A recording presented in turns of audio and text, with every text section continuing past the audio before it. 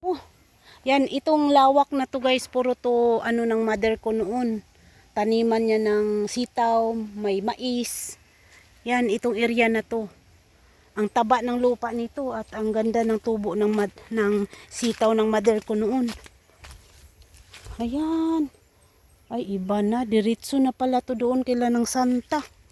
Lagot. Lagot. Tapos, saan ang dadaan nito? Papunta doon. Tika nga, wala na. Ay, ito pala yung papunta kila ng Santa. Ayan. Diyan sa kabila, guys. Yan na yung barangay hall namin dyan. Sa baba dyan. Ito talaga mga taniman ng mother ko noon to. Dito sa paligid na to. Marami siyang sitaw dati. Tapos ito, maisan to noon. Maisan, itong area na to.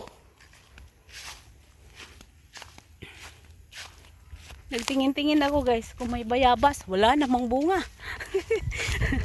Nasaag na. Ngayon lang ako nakarating dito. Ang bilis kasi ni Roy eh. Siguro doon sa kabila lang siya, sa gilid ng bahay namin siya dumaan. Wala talagang bunga ng bayabas. Grabe naman. Wala man ng bunga. Yan, bahay nila ni Jocelyn na dyan sa kabila. Umikot na ako. Yan, bahay nila ng Mida dyan, kila Jocelyn doon, kila ng Nisha doon. O, balik na, dito tayo akyat. Ang akyatin natin dito, ito na yung kubo nila Roy at saka bahay nila Giselle. Umikot tayo. Siguro doon sa banda sa bahay dumaan. O mayroong daanan talaga doon. Natakot lang akong dumaan. Ayun guys, ito yung kubo nila Roy.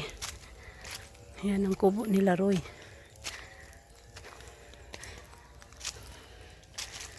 Ayan.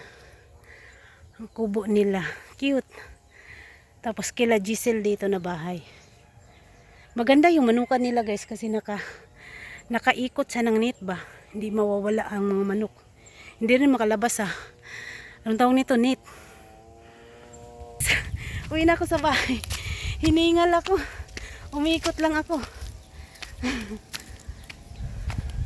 Gala pa more. Ngayon lang ako nakaikot doon sa area na to. Ang putla ko pa dahil hindi nga ako nag-lipstick eh. Katapos ko lang naligo. Ayo! Ay! Nakatali ni Doy no? Hello! Koy! Koy!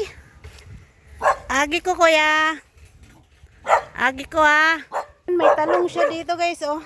Talong tapos mayroong yung pinya or pineapple.